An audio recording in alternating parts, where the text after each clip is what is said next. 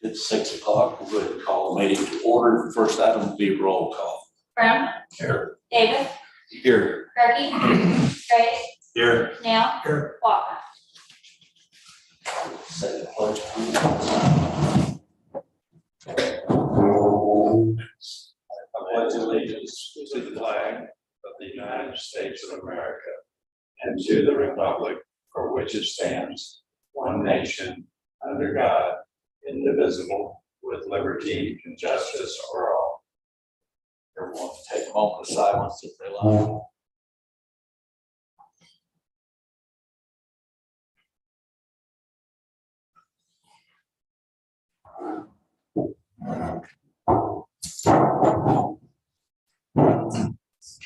Take a motion to approve the agenda. So moved. Second. All in favor, say aye. Aye. All opposed, same sign. Everyone's had a chance to look over those previous minutes. If there are no additions or corrections, they'll stand approved as presented. We have one visitor. Thank you. There's no public comments sent in, so we'll move on to the officers' report, the chief's report. Okay. All right. Updated mileage charts, no surprises on there.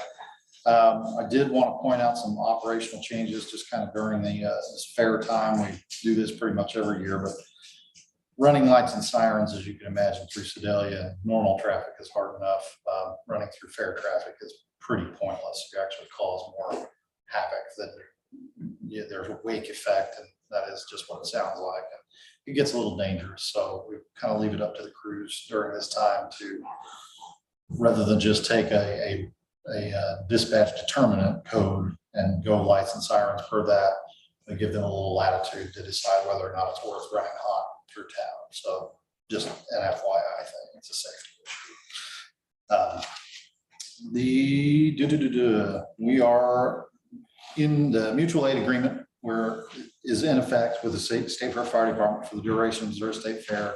We've been out there the last week and a half, almost 2 weeks, doing standbys for horse shows and whatnot. The actual fair, as everybody knows, kicks off Thursday, but there's a little bit of area before and after the fair where we're out there as well. So Roy's pretty much out there full time now doing his thing.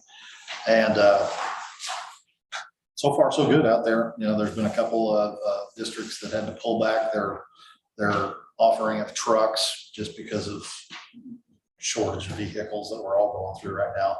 But aside from dealing with that, everything's been going fine out there. Supplies, everything else is good. We have been prepping for the Missouri State Fair. We do have an action plan in place should anything go on. Basically, DMAT, they go out and treat this as a mass casualty exercise. That's a state team that comes down and can be deployed to places like Joplin for mass casualty incidents. They set it up just like it was a mass casualty incident. So all the paperwork, all the framework of it is in place. Hopefully the dust never gets blown off of it, but it's all set up and good to go. And we hand these out to pretty much anybody who is working out there so they can get familiar with the plan, who's in charge, the org charts and whatnot. So pretty neat how it's all set up just for a 10-day operation. There was a Boys and Girls Club night out, their national night out at Skyline back on the 1st. We did attend that with several other first responders from the area, had a good turnout. We did participate in the EOC Emergency Operations Center exercise Recently, Tricia Ruda with Sedalia Pettis County EMA kind of set that up, helped set it up locally, but it was a pretty far-reaching exercise that involved just about everybody in emergency services, as well as some ancillary services like nursing homes and health department and so forth. So it was a good exercise. We all kind of worked together well in that exercise. And if we ever have to open up the EOC, I think it'll go well. So I'm pretty proud of how the county's working together to get this kind of sorted out with the EOC and all those operations that, again, hopefully we don't have to use. There are kind of live events that we go through, and the injects, basically they try and throw problems at you to see how you deal with them in real time. But other than that, it's just an exercise. We sit around and talk to people on the phone, and it lasts about an hour, and it all went well. Let's see, the generator, Windsor Ambulance District paid for and installed their generators. It went in without any issues. They had to change a gas valve out to handle the extra flow, but everything went fine down there. So that's nice, just about perfectly in time with some power outages. We did have to install a backflow preventer on our main line at headquarters across the street. It was set up to where they took our main water line off of the big giant sprinkler line off of there. And I guess before it goes into our supply, there was only one backflow preventer in there. For whatever reason, we needed another one, so we had to install that last week. And that's set up fine now. We did have a little bit of leaking on the south office windows when the rain was coming out of the east last week. It mostly always blows out of the west, so I wasn't surprised. We went ahead and did some caulking over there, and hopefully that'll take care of the problem in the future should we ever have that happen again. No damage or anything inside the building. A little bit of paint got wet. That's about it. We are doing our skills competency this month. We're working on delayed sequence intubation, which is basically a long process by where we set up all the equipment for intubating a patient. We pre-oxygenate them. The only thing rapid about that whole process is the actual intubation. The rest of it is a pretty well choreographed event when it comes to that. So we train on that very frequently, quarterly. All the new hires go through that class, and we just practice it all the time. That involves the vent, several pharmaceutical agents that are pretty powerful stuff. The ambulances, the board approved, work ordered. I'll update the board on ETAs as they become available, but again, at this point in time, it's looking like remounts as much as 2 years and new units as much as 3. So we certainly hope that'll become better as time goes by, but we'll see. We did receive the Kawasaki Mule.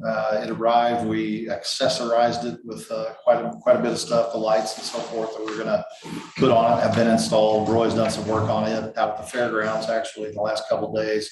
The only thing missing on it is the patient carrier assembly, which is back ordered. We just don't have it in stock yet. And I intend to do kind of a public rollout of it at the next board meeting. So we'll be able to show that off and you guys can see how it's working out. It's been great the past week and a half out there at the fairgrounds for all the standbys, because they are all over the fairgrounds out there. And they're certainly nice to have during the fair. So I'll let you know how that goes. Let's see. What is a sensory sensitive patient? Did I pass that up already? Under equipment number 2 there. Oh, okay. Fine. Yeah, well. Oh, I'm sorry. Yeah, you got ahead of me. I know I made some notes over there. I talked to the board about replacing our jump bags, those that went off without a hitch. We've got all the jump bags are consistent now through the command vehicles as well as the ambulances, again, so we can rapidly change those out if somebody depletes their bag on a particularly nasty call. So I'm really happy the way that worked out. The sensory sensitive bags, and this I'm going to roll out as well next board meeting. I just kind of want to let you guys know what's going on with it. For sensory sensitive patients, this is somebody who's photosensitive, sound sensitive, autistic patients would fall into that category.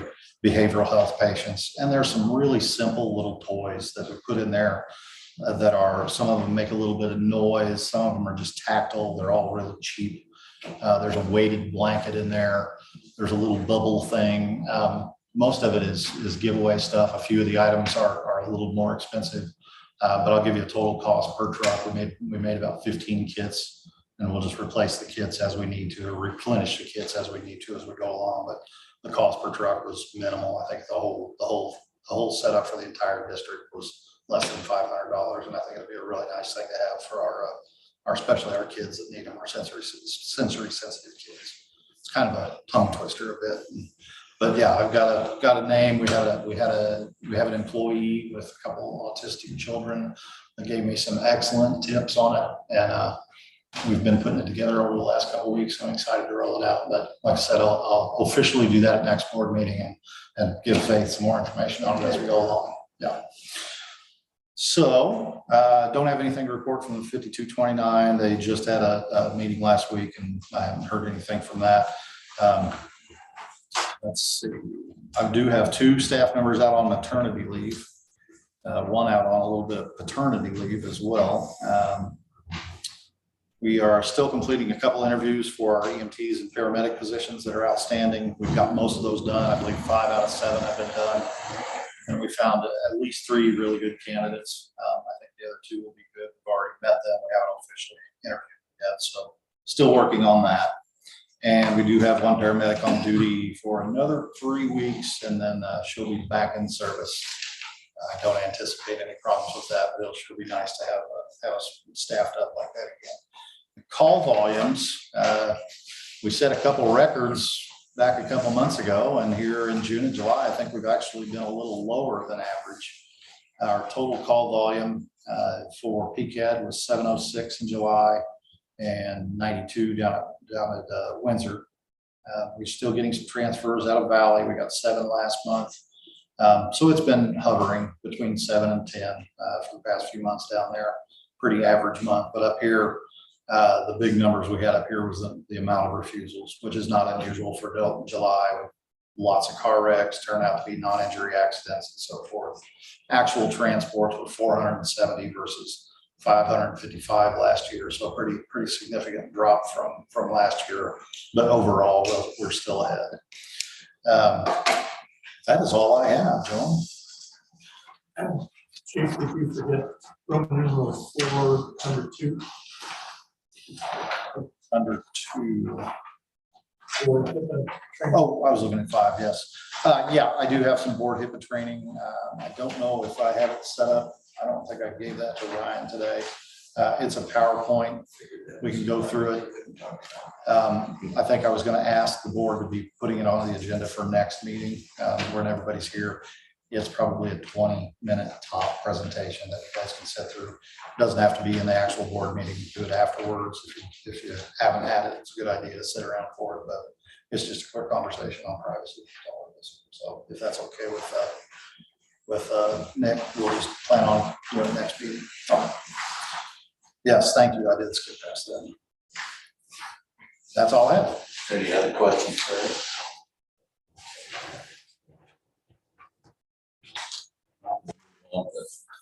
Approved payment of outstanding bills, pages 6 through 13.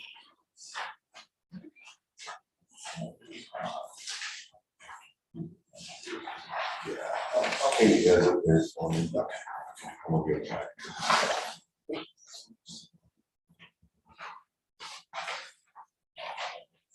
Chief, these 3 mule door kit and mule radio supply and mule lights, those were all included in our original budget projection, or these are add-ons? No, Thank you. you're welcome. And we've actually been able to save a little bit of money on that aftermarket stuff rather than the official Kawasaki, and it all fit up great. So.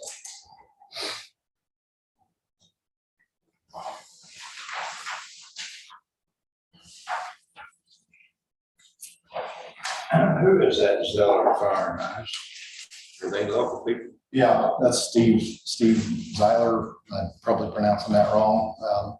But yeah, he's done the installs over here, and he's done some maintenance work for us along the way. He's local here today. Yeah, he's a local company, and used to be affiliated with Home Heating over there and started up his own business a few years back. It's at the corner of Marshall and Broadway. Yeah.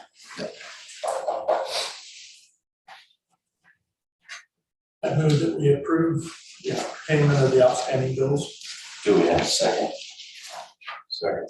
All in favor, say aye. Aye. All opposed, same sign. Unfinished business, board HIPAA training's been moved to next meeting, so we'll move on to treasury note maturity. All right, I can address that. Jamie talked to me on Friday. Her recommendation, you'll see here that on page 14, on the bank account that our T-note will go into will be 5.5%. It's the annual percentage yield based off what we get from the T-bill right now will be 5.35%. So her recommendation is just to leave it at the savings account. Simple this time. Makes sense.